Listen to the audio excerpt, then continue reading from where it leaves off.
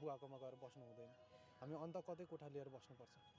हेर्नुहोस्, पहिला पो सानी आमा हुनुहुन्थ्यो र सानी आमाले बाबालाई चाहिँदा नचाहिँदा कुराहरू लगाएर उचालेर त्यस्तो माहौल सृजना भएको थियो।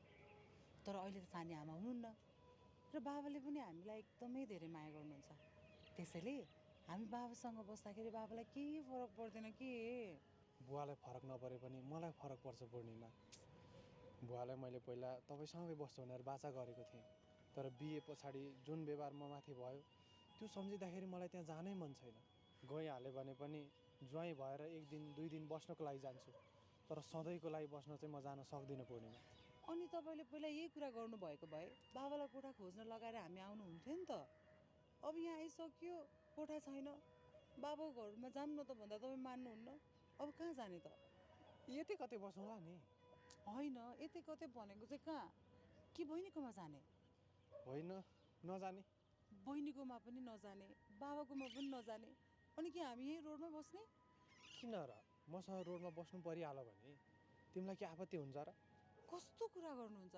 यस्तो जाडोमा रोडमा बस्नु पर्दा आपत्ति त भइहाल्छ नि। कस्तो गाह्रो हुन्छ बाहिर यसरी चिसोमा बस्नु पर्दा। त्यसो भए कतै होटलमा बसौँला नि त है। होइन, तपाईँलाई के भएको छ? म त कुरै बुझ्न सक्दिनँ। एक्कासी यस्तो बाङ्गो बाङ्गो कुरा गर्नुहुन्छ। त्यत्रो मेरो बाबाको घर छ, तपाईँको बहिनीको घर छ, तर तपाईँ चाहिँ होटलमा गएर बस्ने कुरा गर्नुहुन्छ? हेर पूर्णिमा, आफन्तहरूको घर छ भन्दैमा वात्त गइहाल्नु राम्रो हुँदैन। अब उहाँहरूलाई हामी यहीँ काठमाडौँमै कोठा खोजेर बस्छौँ भनेर भनिसके पछाडि कोठा नपाउन्जेल हाम्रैमा बस्नु भनेर भनिहाल्नुहुन्छ। अनि भन्ने बित्तिकै कोठा पाइँदैन, अनि कति दिन आफन्तकोमा बस्ने। बहिनीकोमा यस्तो अवस्थामा हामी गयौँ र त्यहाँ धेरै दिन बस्यौँ भने बहिनीका घरपट्टिका मान्छेले बहिनीलाई हेप्न सक्छन्।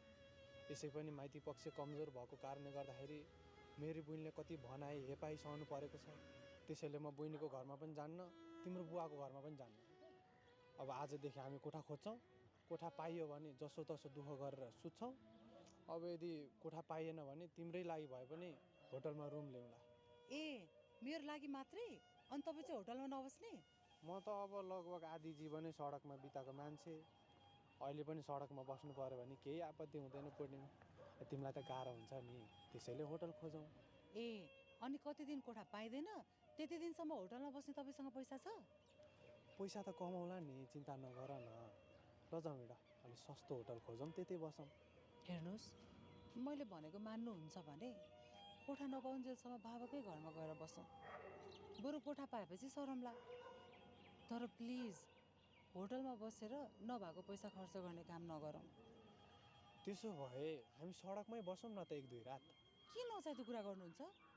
सडकमा नि कोही बस्छ? कोही बस्छन् कि बस्दैनन्, पहिला हामी आफै सडकमा बसेर हेर्नुपर्छ पूर्णिमा, अनि देखिन्छ। तिमीलाई के थाहा, यो जाडोमा हजारौँको सङ्ख्यामा बुढाबुढी, बच्चा, जवान सबै खालका मान्छेहरू रोडमा सुतिरहेका हुन्छन्। न उनीहरूसँग ओढ्ने हुन्छ, न ओछ्याउने हुन्छ। अझ कति मान्छेहरूले त त्यस्ता मान्छेहरूलाई लखेटेर राम्रोसँग सुत्न पनि दिँदैनन्। कति गाह्रो छ त्यो सबै देख्नलाई। उहाँहरू भएकै ठाउँमा गएर हेर्नुपर्छ। मैले त त्यो जीवन भोगेको छु, त्यसैले मलाई थाहा भएको हो पूर्णिमा। अब के गर्ने त बुढा? हामी चिसोमा सुतिदिएर अरूलाई तातो हुने होइन क्यारे। यस्तो विषयमा त सरकारको ध्यान आकर्षण हुनुपर्छ। हामी भावनामा बएर यस्तो कुरा गरेर हामीले केही गर्न सक्दैनौँ। अहिलेलाई चुपचाप बाबाकै घरमा जाउँ, उतै बसौँ। सहरमा राम्रै काम पाइयो भने अलिअलि कमाएर सडकमा बस्नुहुनेहरूलाई केही सहायता गरौँला नि।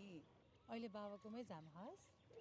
ल अब तिमी त्यसै भन्छौ भने जाउँ, तर धेरैमा 2 दिनभन्दा बढी चाहिँ म तिम्रो बुवाकोमा बस्दिनँ है पूर्णिमा। हस् हजुर, हस्, जाउँ, हिँड्नुहोस्।